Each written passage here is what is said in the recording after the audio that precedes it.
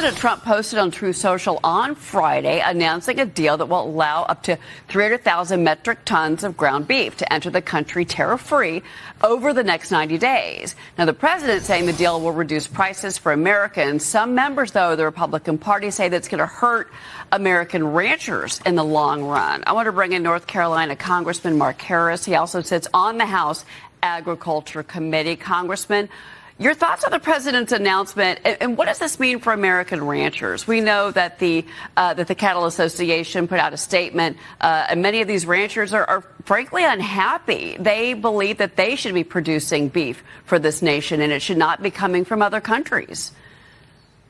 Well, Cheryl, first of all, thank you for having me this morning. And listen, President Trump is exactly correct to be focused on trying to bring down the cost of groceries, and I recognize that. But I also understand that it's a very important matter when we start talking about the supply situation we have here. As Secretary Rollins talked about, the real issue here is that we have a huge shortage of our own cattle herds right here in America. And it's very important that we give our cattle producers and our ranchers the opportunity to rebuild those herds. That's the answer in the long term, is being able to make sure that we get our cattle industry back up to where it needs to be, because we're frankly not able to meet that demand that is there currently.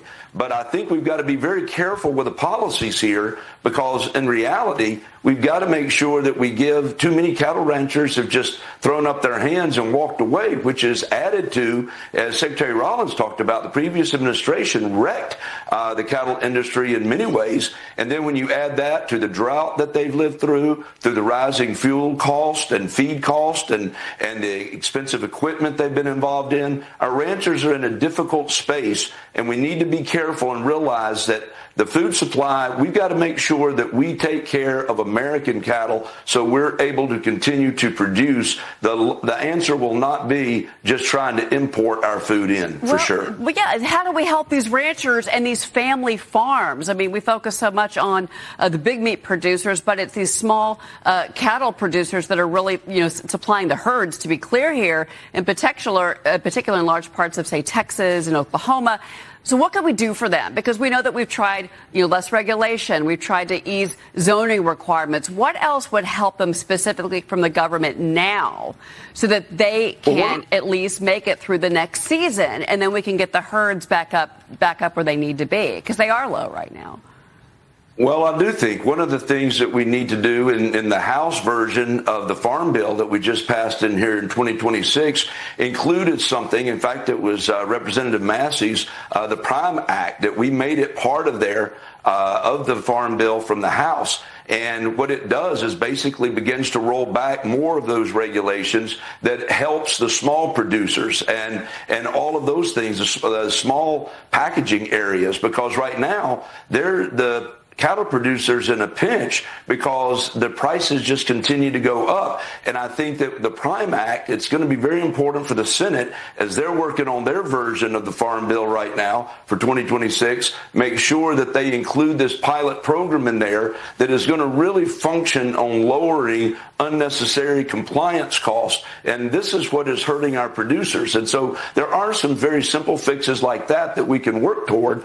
But I think, again, long term, we've got to make sure we allow these family farms and these cattle ranchers to be able to rebuild their herds. And that's a very important thing we've got to always remember.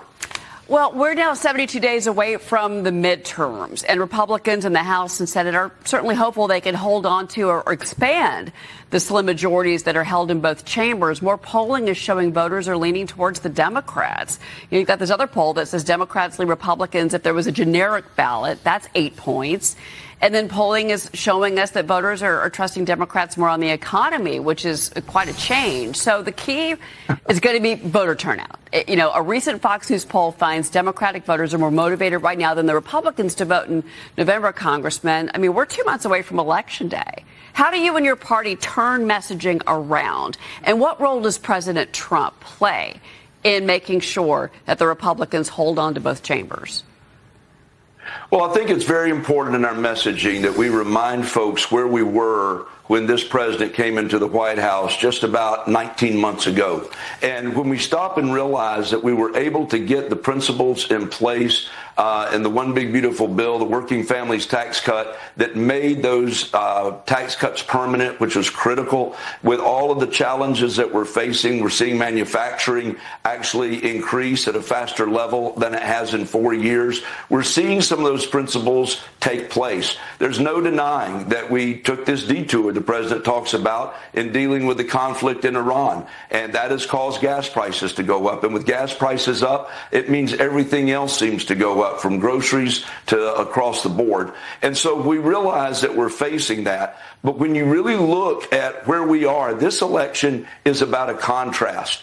That's really the bottom line. And when you look at what the DSA is presenting, when you're seeing a party that is running on the idea of somehow doing away with prisons, abolishing ICE, doing away with the Senate, just doing away with all of those things and completely changing our Constitution of this country, you've got to stop and recognize Absolutely. that if we will just stay the course where we are now, that we're going to be fine. And it's going to be important for us to make that point and clear. to make sure that the folks understand that socialism is not the way for our country.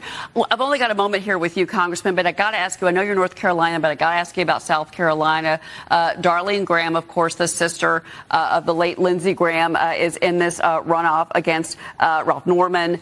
I want to get your thoughts really quick. She had a bit of a stumble, we know, on the debate stage with regards to saying that she didn't really understand national security.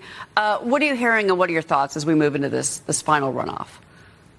I think it's going to be an extremely close race, and I think it's going to be interesting to watch on Tuesday. There's no question that Ralph has been a good friend of mine and a colleague and really a mentor even in the U.S. House. And what he brings to the table is experience. And I think it's going to be extremely important to see the people of South Carolina have the opportunity to go and cast their ballots, because you're going to have with Ralph Norman the experience that he has brought, a true fiscal conservative, and Darlene Graham. There's certainly a great deal of respect there, but she certainly lacks that experience and has an unproven track record that we're yet to see unfold. Yeah, well, certainly we're going to be watching that very closely, and Ralph Norman has been a frequent guest on the program with us here. Congressman Mark Harris, thank you so much for being with us this morning. A lot to go through. Appreciate it. Thank you. Pleasure to be with you. All right. We'll see you soon, and we'll be right back. Everybody stay with us.